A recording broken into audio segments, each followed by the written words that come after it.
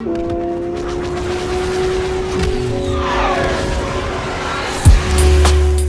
in case you haven't heard, EA's release of Battlefront 2 may not have gone off as smoothly as they and their shareholders may have hoped for.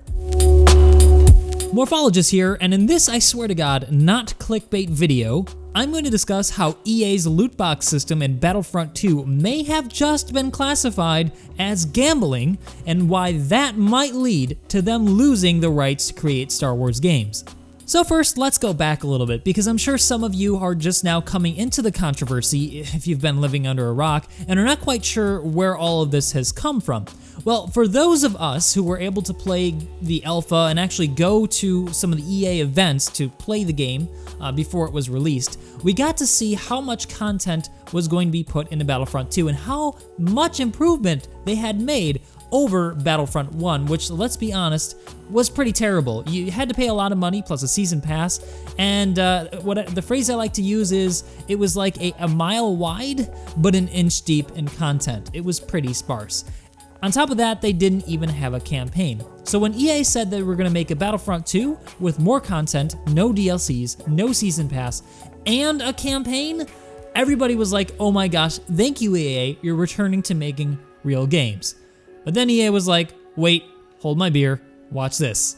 And we got to see in the beta release not too long ago that actually, in reality, they've decided to introduce microtransactions, which comes in the form of a loot box system which you can't avoid since it's tied to the progression system, which I have to tell you from experience is extremely frustrating. If you wanted to focus on, say, just one class and upgrade that one class, it's kind of impossible because the stuff that you get from the loot boxes is completely random.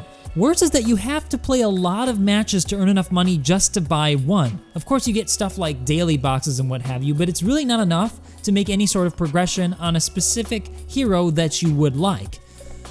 Most egregious, though, is the fact that you can use real money to purchase these boxes, and that these boxes do in fact have cards in them, which give you a huge advantage over players who have not purchased them with real money. We're talking about 30 to 40% increases in damage and health for some classes and some ships.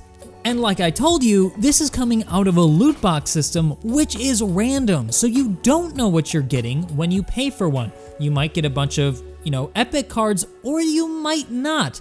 And that's where things start to kind of go towards gambling. So when all of this was discovered, a user on Reddit pointed out the fact that if he wanted to purchase Vader, it would take him around 100 hours of play just to earn enough credits to purchase him. And that's without spending money on any other hero or class, which means that you basically cannot progress in the game if you wanted to just purchase one hero after 100 hours. That was ridiculous. And in response to this, EA said, well, we set up this system because we wanted players to feel like they had actually accomplished something when they got a hero. Guess what? That became the most downvoted Reddit post in history. So EA broke a world record with that post, and I'm not frankly surprised. People saw through that comment. It was basic PR dribble. What it meant was, yeah, we did this because we wanted to encourage you to purchase the loot boxes.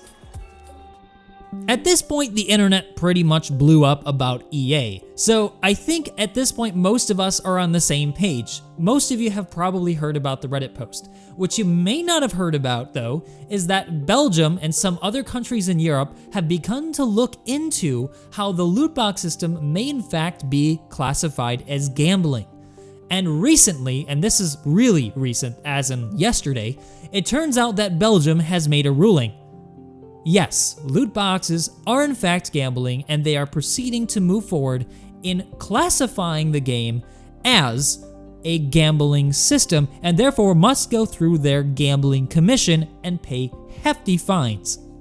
What's worse is that now Hawaii is following suit, and that means that potentially we could see this sort of system be classified as gambling in the US as well. One state falls, and other states will surely follow suit. And EA hasn't exactly been handling all this very well either. According to a story broke on VentureBeat.com, The CEO of EA, Andrew Wilson, actually received a phone call directly from one of the high-up CEOs at Disney to basically say, you better shut off those microtransactions before release, it's making us look bad. And this leads us to why EA may in fact lose their exclusive rights to produce games for Star Wars. And here's why I believe this might just happen. It's no secret that since Star Wars was acquired by Disney, that Disney has been pushing extremely hard to rejuvenate the franchise for the next generation of fans. And I'd hate to break it to some of you, but the next generation of Star Wars fans isn't in their 30s. No, these are kids under the age of 21. And that's exactly who will not be able to play Battlefront 2 if the loot box system is classified as gambling. So you're probably starting to see the picture I'm trying to paint here. Disney is undoubtedly very upset at this point with EA and what they have done with one of the most valuable IPs on the planet. How can you screw up a Star Wars game? It's going to be popular no matter what. Why did you have to get greedy and introduce predatory practices in the form of gambling loot boxes? This might shut out most of the people they're trying to target with their new Star Wars franchise. And what's probably worse is that parents are not going to differentiate between EA and Disney when it comes to producing video games. They're going to see the Star Wars franchise as a whole. Therefore, even if EA were no longer to have exclusive rights to produce Star Wars games in the future, sales of future Star Wars games may still be hurt because of what's happened with Battlefront 2. And what's really surprised me about this whole controversy is how this exact narrative hasn't really been discussed. And I have a feeling it's because most of the people producing content for Star Wars and for games and doing reviews online don't have kids, and so they're not considering the consequences of teaching their kids these sorts of practices, getting them basically their feet wet in the gambling world and what sort of psychological effect it can have on a developing mind. Just stop and think about it for a second. Put yourself back in your shoes when you were 12 years old.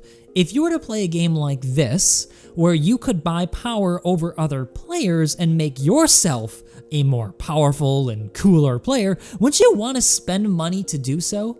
I mean, at that age, you really feel, and I can remember this, I felt like the way you looked and how powerful you are really mattered. You know, when you get older, you become more mature and you realize these things aren't really that important. Well, most of us do. But, you know, when you're at that age, most of us don't really think that way. And so we're more susceptible to these sorts of predatory practices that EA is practicing. Let me put it another way for you guys. If I were a parent, I sure as hell would not buy this game for my kids. So I'm sure many of you have heard about studies that they've conducted about the effects of gambling on the human brain. Now, I'm not going to get too much into it right now because there's a lot to it, but let me break it down just a little bit here and let's get into a bit of the science. So when you gamble, it basically activates the same pathways in your brain as drug and alcohol cravings. So it's the same sort of thing as getting into drugs when you're a kid. You're more likely to become addicted to it when you're younger than when you're older. So it all really comes down to how your brain reacts to risk and reward. When we win in gambling, our brain naturally releases dopamine into our system. That's the chemical in our brain that tells us to feel good. The same chemical that's released when we have sex and helps us propagate the species. And yes, it's the same chemical that's released that makes us feel good when we do drugs.